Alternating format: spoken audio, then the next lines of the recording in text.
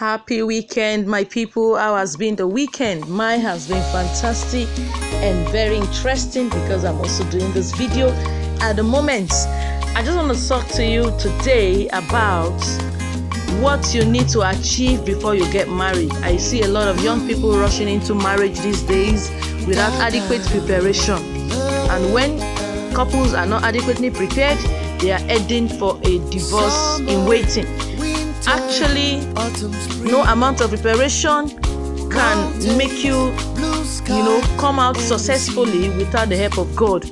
But God needs you also as a sister, as a brother, intending couples to also get prepared for the journey ahead.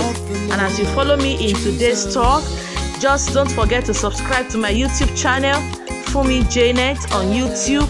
Don't forget to like and comment on how to improve on the videos going forward. Number one thing to achieve before you are married is to be born again. Make sure you are deeply rooted in Christ. If you are not deeply rooted in Christ, what will you gain? Like someone will say, if I'm not born again, wetin I go gain? You cannot have a successful marriage without being rooted in Christ. That is the first thing you need to do. Seek ye first the kingdom of God, and every other thing will be added unto you. Good marriage, good spouse, good husband, good wife will be added unto you. Another thing you should do before you get married is to have a bank account. Majority of we have some people who are in the waiting room. They are not adequately prepared. They don't have a bank account. You need to have a bank account where you can save adequately for your future family, for your children that are coming, for expenses, because marriage is expensive. Marriage is not for children. It's not for babies who are still depending on parents. Marriage is for adults, and so you need to be adequately prepared by saving some money in order to meet up with the challenges of marriage.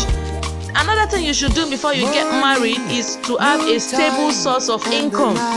You need to have a stable source of income. Apart from getting an account, you won't go on charity. You won't live on charity and be begging people for money. You need to have a stable source of income. What are you doing? What is your source of income? Is your source of income able to sustain you as a single person?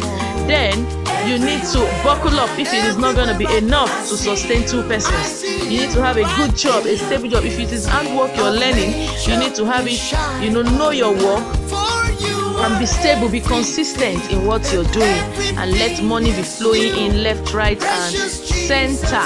Another thing to do, apart from having a good source of income, is to choose your friends. You don't want to have a extra luggage in marriage. You don't want to have unfriendly friends in marriage. Marriage is a lot of hard work already. So in order not to be overwhelmed, not to be overworked up, and then you start having issues in your marriage by unfriendly friends gossiping and carrying bad rumors about you want to get rid of those. And so you need to focus on choosing a godly friend. Godly friendship will advise you on a good way, to go about challenges, to go about issues in marriage. Not the ones that will set you against your wife, that will set you up against your husband and then make you enemies with yourself. No, it is very important to have a good relationship, with friends that you are going with. Any friend that is not going your direction is a distraction. I think that summarizes, choosing a good friend when it comes to the issue of marriage.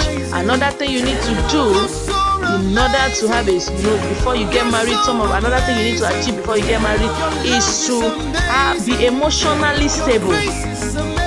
You need to learn how to be emotionally intelligent. If you are not emotionally intelligent, then you are heading for trouble. You need to be emotionally intelligent.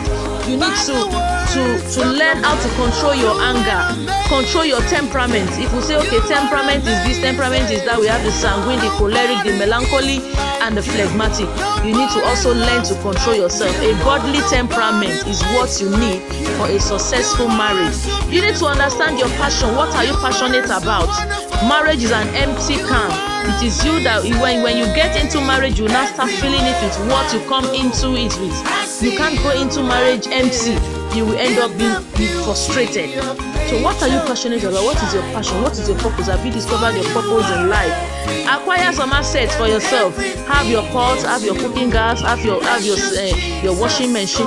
Have things that you know you will need. That's for the sisters. Then for the guys, have something you know that when the lady comes, it won't be a problem for you in the future. I hope with these few things you are able to understand that marriage is not a joke. Marriage is not for babies. Marriage is for adults. And so please, if you are not ready, get ready.